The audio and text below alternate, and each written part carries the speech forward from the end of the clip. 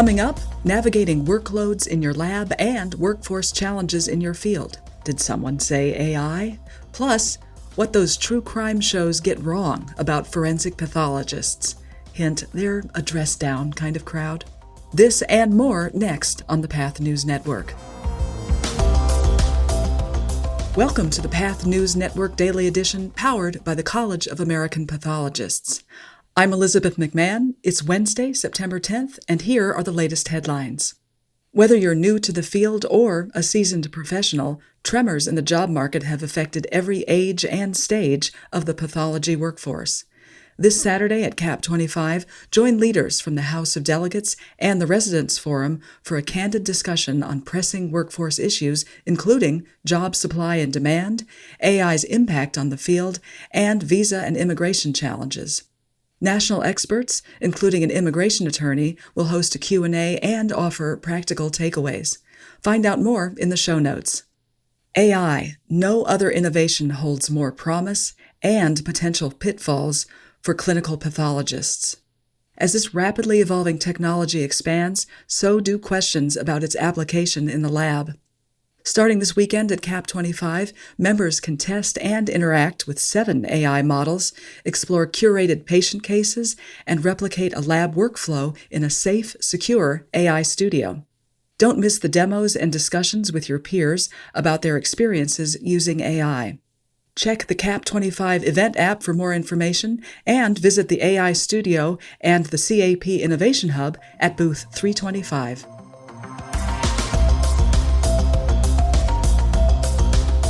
Imbalance and inefficiency, 2 words pathologists don't want to hear when they're managing a high-volume practice. Those challenges and more will be the focus of a November 18th webinar on workload distribution. You'll learn how to delineate duties, assess productivity, and manage balance among other pressing issues. Experienced pathologists will share their stories and insights to help you manage a thriving, productive workplace. Find more on this 2-hour live-streamed webinar, including how to get CME credit, in the show notes. And finally, a new go-to textbook on forensic pathology. The Path News Network's Nancy Johnson spoke with Dr. Aaron Brooks, co-editor and author of the book Forensic Pathology, Principles and Pitfalls, to learn more about progress and popular misconceptions in the field. Your book covers the principles and pitfalls of forensic pathology.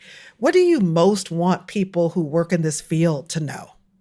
I'd be most excited for them to know about this new reference. I think it's a pretty comprehensive reference for forensic pathology, and it covers a lot of the more niche topics that sometimes aren't covered in other texts. Topics like interactions with media and sports-related fatalities and aerospace mishap fatalities, in addition to the more bread and butter entities that you often find in forensic textbooks. We have a wide array of authors who are among some of the best-known medical examiners we have in forensic pathology today. Some of them are sort of, the old-school forensic pathologists, and some of them are the new up-and-coming forensic pathologists, and so I think it's a nice mix. And then also, I think it's important to know that this textbook, we've really worked hard to make sure that it's evidence-based, and so it's very well referenced and very well illustrated with numerous photographs as well.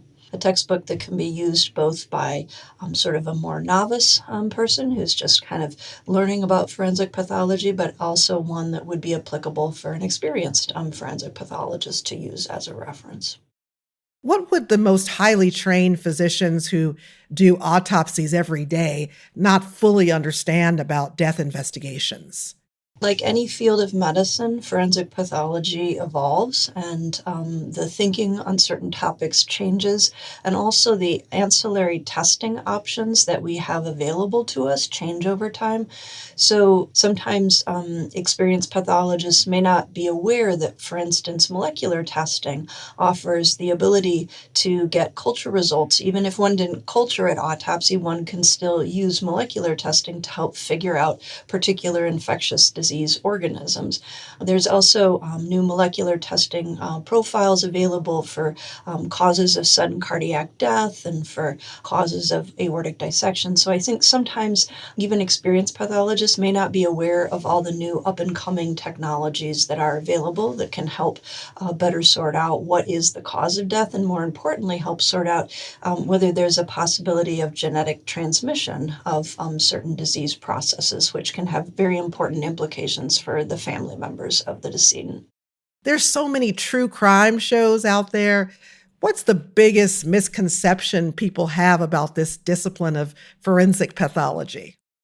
Well, one misconception would be that we probably dress better than we actually do, and are maybe a little more young and attractive than some of us actually are.